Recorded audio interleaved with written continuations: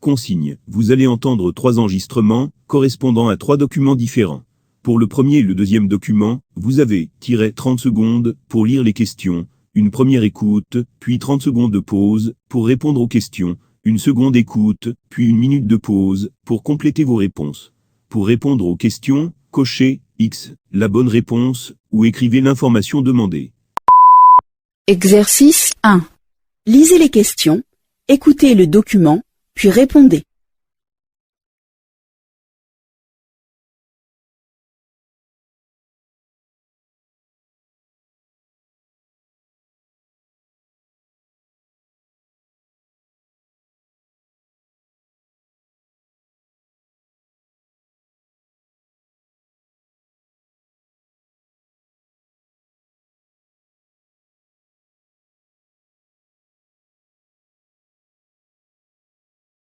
Première écoute.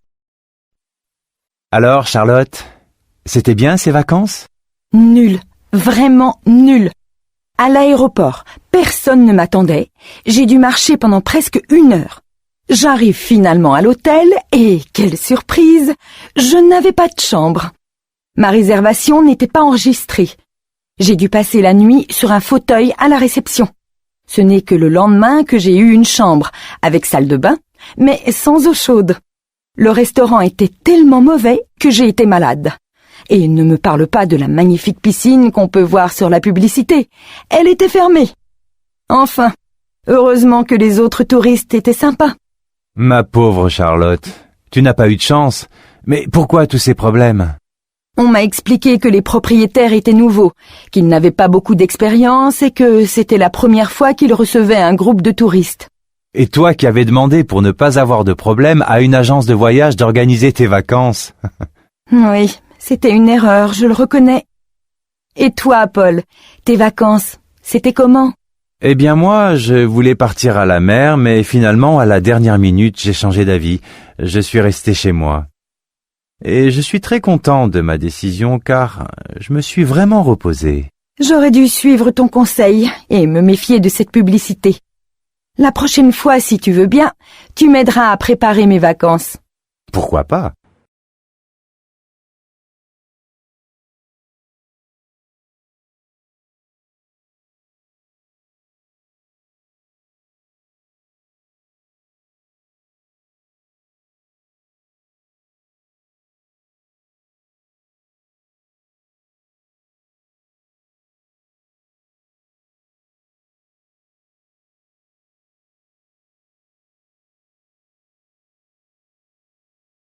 Seconde écoute. Alors, Charlotte, c'était bien ces vacances? Nul, vraiment nul. À l'aéroport, personne ne m'attendait. J'ai dû marcher pendant presque 1 heure. J'arrive finalement à l'hôtel et, quelle surprise, je n'avais pas de chambre. Ma réservation n'était pas enregistrée. J'ai dû passer la nuit sur un fauteuil à la réception. Ce n'est que le lendemain que j'ai eu une chambre, avec salle de bain, mais sans eau chaude. Le restaurant était tellement mauvais que j'ai été malade. Et ne me parle pas de la magnifique piscine qu'on peut voir sur la publicité. Elle était fermée. Enfin, heureusement que les autres touristes étaient sympas. Ma pauvre Charlotte, tu n'as pas eu de chance. Mais pourquoi tous ces problèmes? On m'a expliqué que les propriétaires étaient nouveaux, qu'ils n'avaient pas beaucoup d'expérience et que c'était la première fois qu'ils recevaient un groupe de touristes. Et toi qui avais demandé pour ne pas avoir de problème à une agence de voyage d'organiser tes vacances. Oui, c'était une erreur, je le reconnais. Et toi, Paul, tes vacances, c'était comment? Eh bien moi, je voulais partir à la mer, mais finalement, à la dernière minute, j'ai changé d'avis. Je suis resté chez moi. Et je suis très content de ma décision car je me suis vraiment reposé. J'aurais dû suivre ton conseil et me méfier de cette publicité. La prochaine fois, si tu veux bien, tu m'aideras à préparer mes vacances. Pourquoi pas?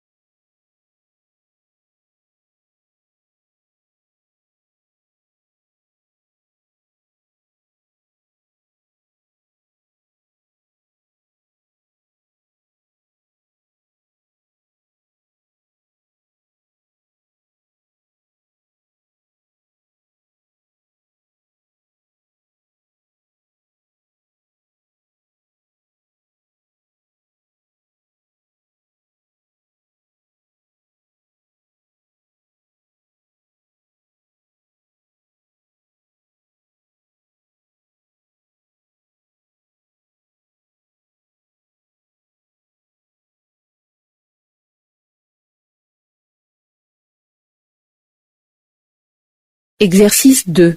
Lisez les questions, écoutez le document, puis répondez.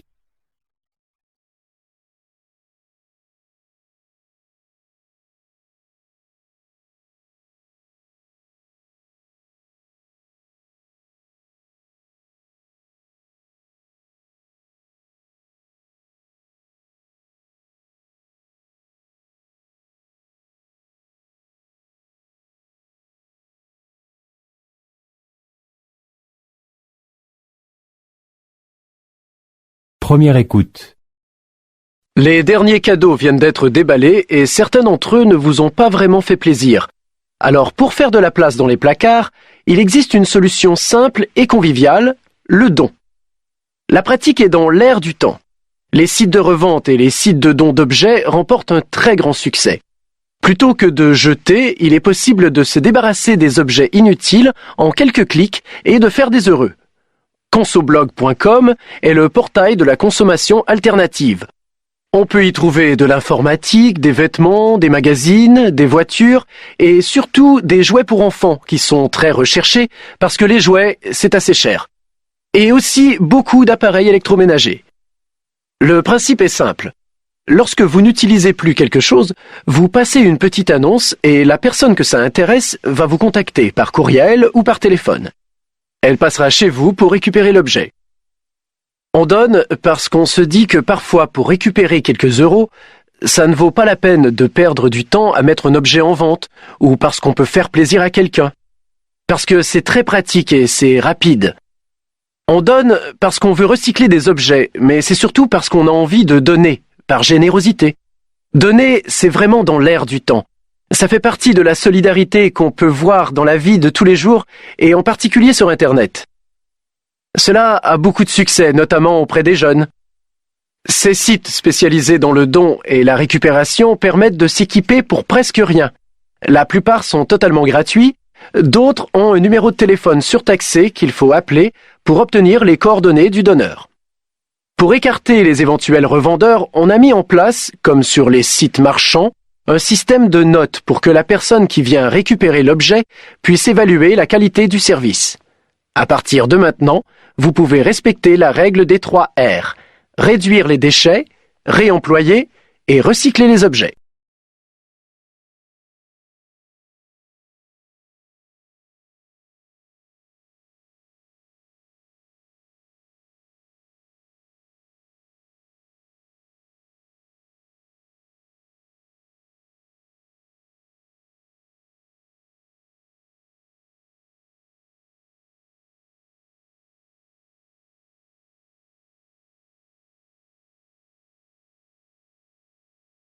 Seconde écoute. Les derniers cadeaux viennent d'être déballés et certains d'entre eux ne vous ont pas vraiment fait plaisir. Alors pour faire de la place dans les placards, il existe une solution simple et conviviale, le don. La pratique est dans l'air du temps. Les sites de revente et les sites de dons d'objets remportent un très grand succès. Plutôt que de jeter, il est possible de se débarrasser des objets inutiles en quelques clics et de faire des heureux. Consoblog.com est le portail de la consommation alternative. On peut y trouver de l'informatique, des vêtements, des magazines, des voitures et surtout des jouets pour enfants qui sont très recherchés parce que les jouets, c'est assez cher. Et aussi beaucoup d'appareils électroménagers. Le principe est simple. Lorsque vous n'utilisez plus quelque chose, vous passez une petite annonce et la personne que ça intéresse va vous contacter par courriel ou par téléphone. Elle passera chez vous pour récupérer l'objet.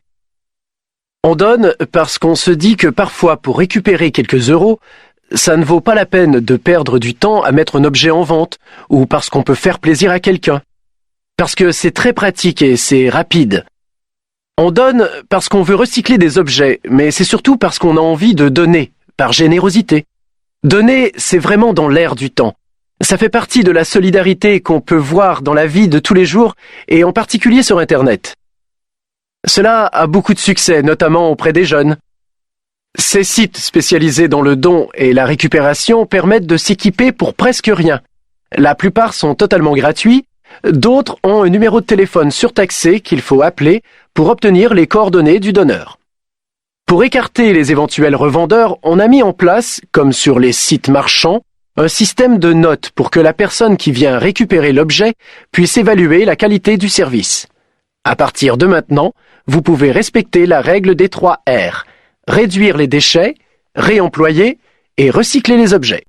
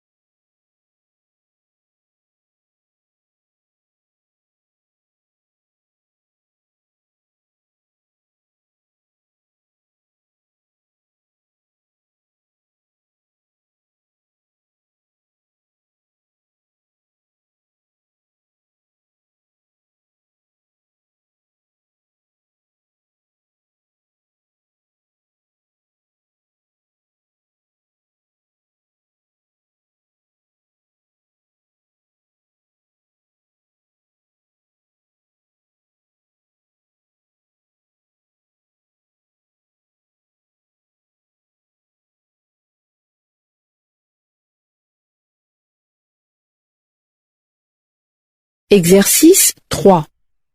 Vous avez 1 minute pour lire les questions ci-dessous. Puis, vous entendrez une première fois un document sonore. Ensuite, vous aurez 3 minutes pour répondre aux questions. Vous écouterez une deuxième fois l'enregistrement. Après la deuxième écoute, vous aurez encore 2 minutes pour compléter vos réponses. Pour répondre aux questions, cochez la bonne réponse ou écrivez l'information demandée. Lisez les questions, écoutez le document, puis répondez.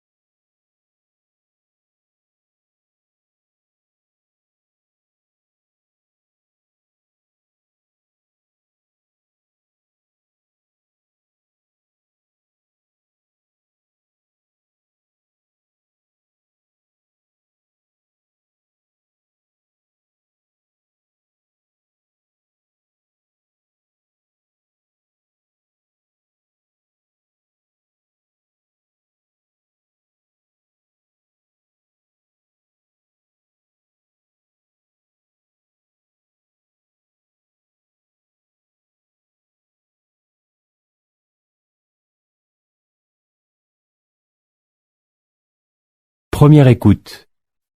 Le gratuit a de beaux jours devant lui et il y aurait même en France de plus en plus de produits et de services gratuits, ou presque. Bonjour Thierry Sagnier. Bonjour. Vous êtes président d'une association de consommateurs. Alors, gratuit ou presque? Tout est dans le presque, j'imagine. Oui, tout est dans le presque.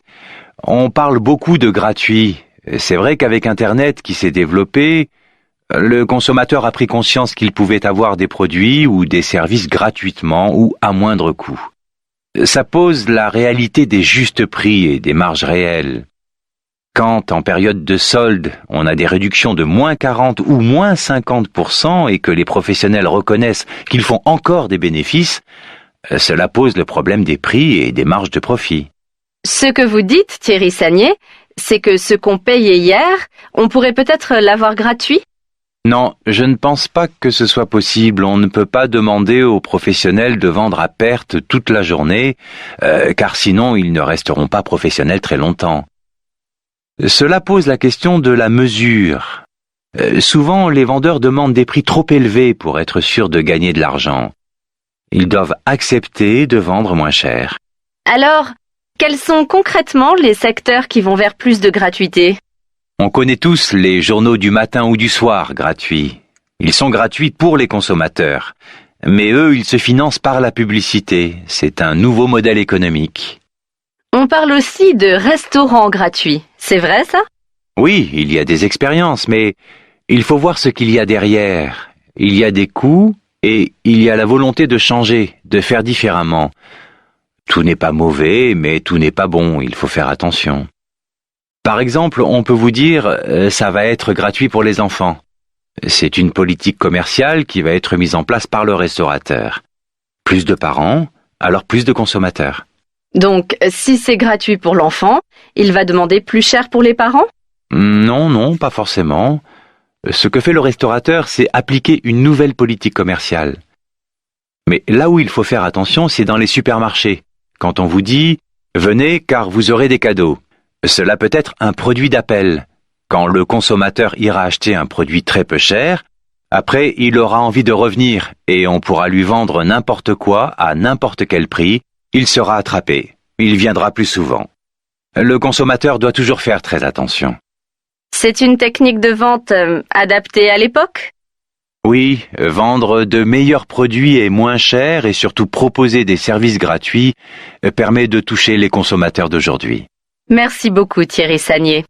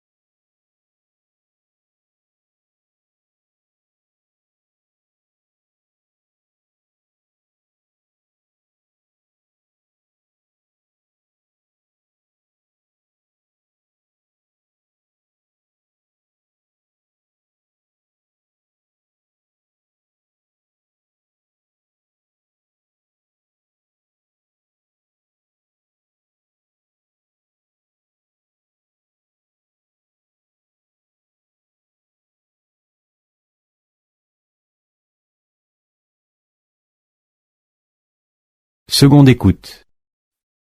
Le gratuit a de beaux jours devant lui et il y aurait même en France de plus en plus de produits et de services gratuits, ou presque.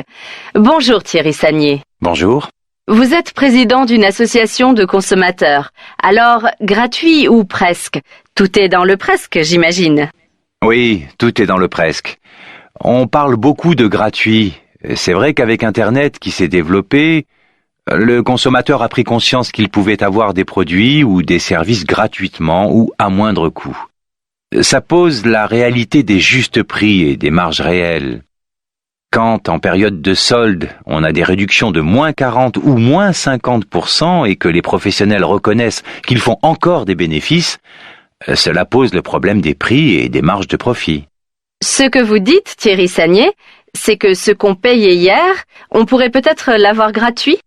Non, je ne pense pas que ce soit possible. On ne peut pas demander aux professionnels de vendre à perte toute la journée, car sinon ils ne resteront pas professionnels très longtemps.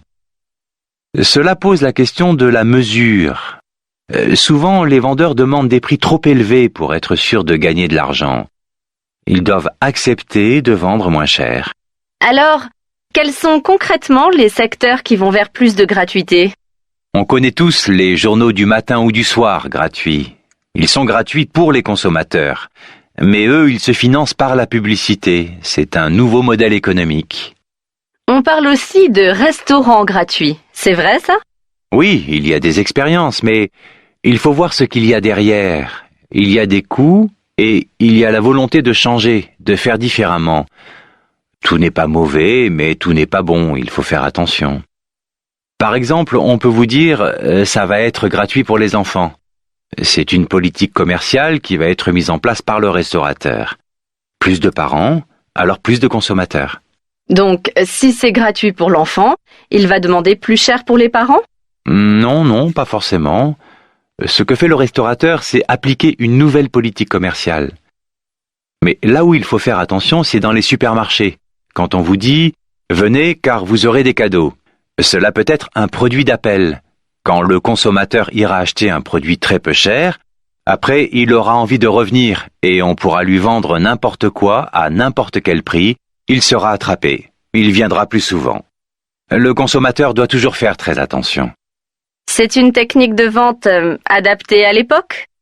Oui, vendre de meilleurs produits et moins chers et surtout proposer des services gratuits permet de toucher les consommateurs d'aujourd'hui. Merci beaucoup Thierry Sagnier.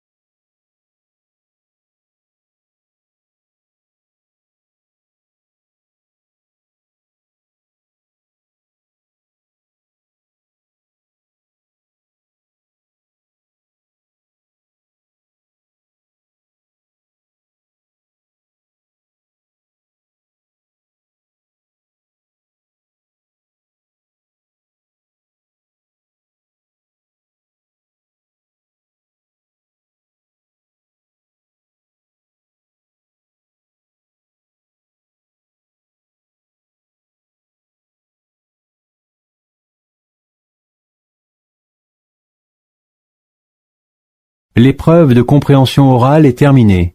Transcription et réponse. Alors, Charlotte, c'était bien ces vacances? Nul, vraiment nul. À l'aéroport, personne ne m'attendait. J'ai dû marcher pendant presque 1 heure. J'arrive finalement à l'hôtel et, quelle surprise, je n'avais pas de chambre. Ma réservation n'était pas enregistrée. J'ai dû passer la nuit sur un fauteuil à la réception. Ce n'est que le lendemain que j'ai eu une chambre, avec salle de bain, mais sans eau chaude. Le restaurant était tellement mauvais que j'ai été malade. Et ne me parle pas de la magnifique piscine qu'on peut voir sur la publicité. Elle était fermée. Enfin, heureusement que les autres touristes étaient sympas. Ma pauvre Charlotte, tu n'as pas eu de chance. Mais pourquoi tous ces problèmes? On m'a expliqué que les propriétaires étaient nouveaux, qu'ils n'avaient pas beaucoup d'expérience et que c'était la première fois qu'ils recevaient un groupe de touristes. Et toi qui avais demandé pour ne pas avoir de problème à une agence de voyage d'organiser tes vacances. Oui, c'était une erreur, je le reconnais. Et toi, Paul, tes vacances, c'était comment? Eh bien moi, je voulais partir à la mer, mais finalement, à la dernière minute, j'ai changé d'avis. Je suis resté chez moi. Et je suis très content de ma décision car je me suis vraiment reposé. J'aurais dû suivre ton conseil et me méfier de cette publicité. La prochaine fois, si tu veux bien, tu m'aideras à préparer mes vacances. Pourquoi pas? Les derniers cadeaux viennent d'être déballés et certains d'entre eux ne vous ont pas vraiment fait plaisir.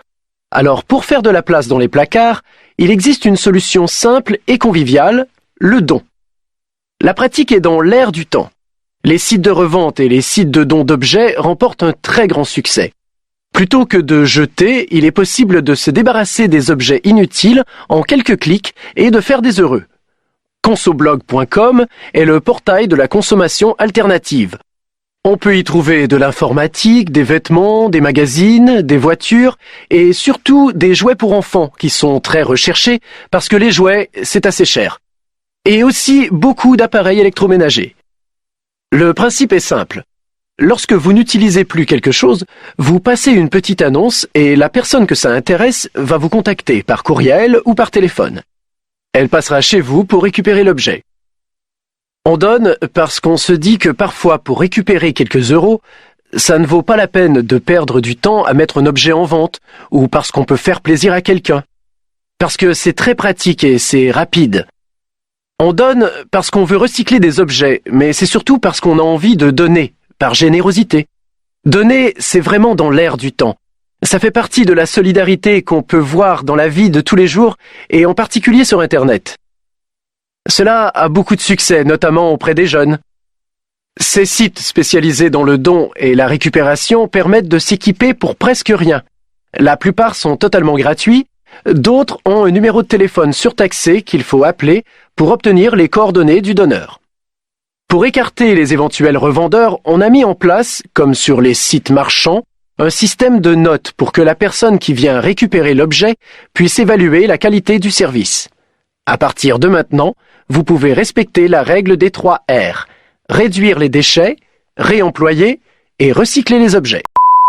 Le gratuit a de beaux jours devant lui et il y aurait même en France de plus en plus de produits et de services gratuits, ou presque. Bonjour Thierry Sagnier. Bonjour. Vous êtes président d'une association de consommateurs. Alors, gratuit ou presque? Tout est dans le presque, j'imagine. Oui, tout est dans le presque. On parle beaucoup de gratuit. C'est vrai qu'avec Internet qui s'est développé, le consommateur a pris conscience qu'il pouvait avoir des produits ou des services gratuitement ou à moindre coût. Ça pose la réalité des justes prix et des marges réelles. Quand, en période de solde, on a des réductions de moins 40 ou moins 50% et que les professionnels reconnaissent qu'ils font encore des bénéfices, cela pose le problème des prix et des marges de profit. Ce que vous dites, Thierry Sagnier, c'est que ce qu'on payait hier, on pourrait peut-être l'avoir gratuit? Non, je ne pense pas que ce soit possible. On ne peut pas demander aux professionnels de vendre à perte toute la journée, car sinon ils ne resteront pas professionnels très longtemps. Cela pose la question de la mesure. Souvent, les vendeurs demandent des prix trop élevés pour être sûrs de gagner de l'argent. Ils doivent accepter de vendre moins cher. Alors, quels sont concrètement les secteurs qui vont vers plus de gratuité? On connaît tous les journaux du matin ou du soir gratuits. Ils sont gratuits pour les consommateurs. Mais eux, ils se financent par la publicité. C'est un nouveau modèle économique. On parle aussi de restaurants gratuits. C'est vrai ça? Oui, il y a des expériences, mais il faut voir ce qu'il y a derrière. Il y a des coûts et il y a la volonté de changer, de faire différemment. Tout n'est pas mauvais, mais tout n'est pas bon. Il faut faire attention. Par exemple, on peut vous dire ça va être gratuit pour les enfants. C'est une politique commerciale qui va être mise en place par le restaurateur. Plus de parents, alors plus de consommateurs. Donc, si c'est gratuit pour l'enfant, il va demander plus cher pour les parents? Non, pas forcément. Ce que fait le restaurateur, c'est appliquer une nouvelle politique commerciale. Mais là où il faut faire attention, c'est dans les supermarchés. Quand on vous dit « Venez car vous aurez des cadeaux », cela peut être un produit d'appel. Quand le consommateur ira acheter un produit très peu cher, après il aura envie de revenir et on pourra lui vendre n'importe quoi à n'importe quel prix, il sera attrapé. Il viendra plus souvent. Le consommateur doit toujours faire très attention. C'est une technique de vente adaptée à l'époque? Oui, vendre de meilleurs produits et moins chers et surtout proposer des services gratuits permet de toucher les consommateurs d'aujourd'hui. Merci beaucoup Thierry Sagnier.